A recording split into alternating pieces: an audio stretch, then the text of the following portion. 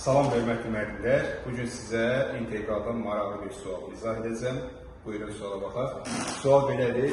İntegral dx bölünsün y üstü x minus 1'i həll edin. Başlayaq həllə. Bərabərdir. Demək, məxrəzdən y üstü x'i çıxarıram mütərizənin xaricinə. Bunun yerində qalacaq 1.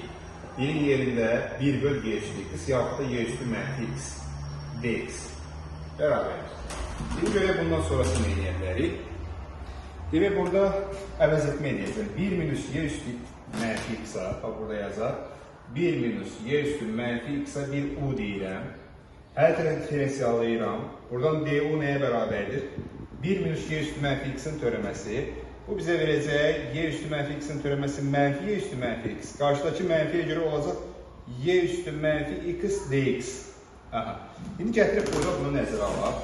Olacaq integral dx bölünsün y üstü x, y üstü x'i atacağım yuxarı y üstü mənfi x kimi yazacağım. Məxrəzdə 1 minus y üstü x-ə də buna dəymirəm. Hələlik 1 minus y üstü x deyilmi? Y üstü mənfi x daha doğrusu. İndi artıq gətirib burada əvəz etməni nəzərə alacaq. Bərabərdir. İntegral y üstü mənfi x dx nədir burada? du-ya bərabərdir.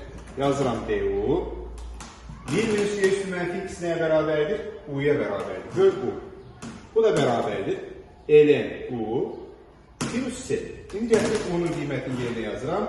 ln u nəyə demişdik? 1 minus y üstü mənfi x-ə. 1 minus y üstü mənfi x-ə da 1 böl y üstü x yazıram. Plus s bərabərdir. Bərabər. Orta məxrəc gətirirəm. ln y üstü x.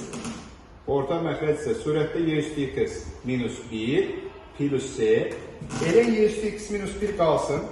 ln y üstü x minus 1 minus ln y üstü x da bizə x-i verəcək plus s.